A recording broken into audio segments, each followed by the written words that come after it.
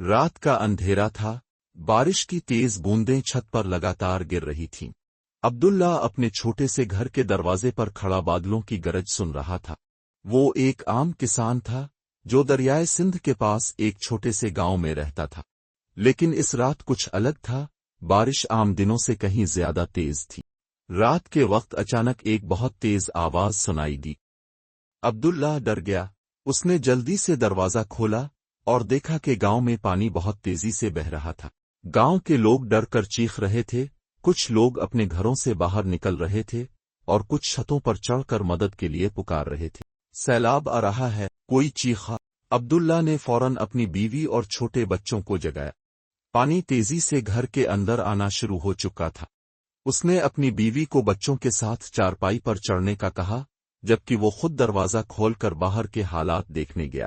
گاؤں کی گلیاں ندی میں بدل چکی تھیں، کچھ گھروں کی دیواریں گر گئی تھیں اور مٹی کے گھر پانی میں ڈوب رہے تھے۔ عبداللہ نے اپنے پڑوسیوں کو آواز دی، لیکن پانی کا شور اتنا زیادہ تھا کہ کسی کو کچھ سنائی نہیں دے رہا تھا۔ اچانک عبداللہ کو دریا کی طرف سے ایک عجیب شور سنائی دیا۔ اس نے دور دیکھا تو ایک بہت بڑا سیلاب تیزی سے گاؤں کی طرف آ رہا تھا۔ وہ ڈر کر پیچھے ہٹا، لیکن اسی وقت پانی کے تیز بہاؤ نے اسے گرا دیا۔ وہ پوری طاقت سے خود کو سنبھالنے کی کوشش کر رہا تھا، لیکن پانی کا بہاؤ بہت تیز تھا۔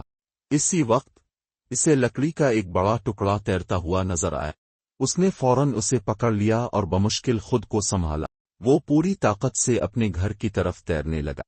گھر کی چھت پر اس کی بیوی اور بچے تھے اور سیلاب کا پانی مزید بلند ہو رہا تھا اور گاؤں کے کئی گھر مکمل طور پر ڈوب چکے تھے۔ عبداللہ نے فیصلہ کیا کہ اب رکنا ممکن نہیں، انہیں کسی اونچی جگہ جانا ہوگا۔ وہ اپنی بیوی اور بچوں کو بچانے کے لیے کچھ تلاش کرنے لگا۔ اسی وقت اسے لکڑی کی ایک بڑی کشتی جیسی ٹوٹی ہوئی چھت تیرتی ہوئی نظر آئی، جو کسی ڈوبتے ہوئے گھر کا حصہ لگ رہی تھی۔ اس نے جلدی سے اپنی بیوی اور بچوں کو اس لکڑی پر بٹھایا اور خود بھی اس پر چڑھ گیا۔ وہ آہستہ آہستہ پانی کے بہاؤ کو سمجھ کر چپو کی طرح لکڑی کا استعمال کرنے لگا اور اس طرح سیلابی پانی پر تیرتے ہوئے اپنے بیوی بچوں کو پہاڑی کے دوسری طرف لے گیا جہاں پہلے ہی کچھ لوگ پناہ لے چکے تھے۔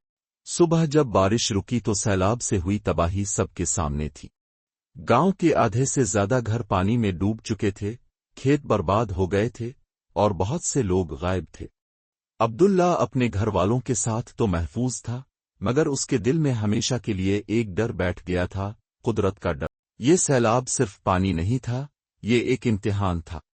عبداللہ جانتا تھا کہ وہ اور گاؤں کے باقی بچ جانے والے لوگ مل کر دوبارہ سب کچھ ٹھیک کر لیں گے، لیکن ان کے دلوں میں اس رات کی خوفناکی ہمیشہ زندہ رہے گی۔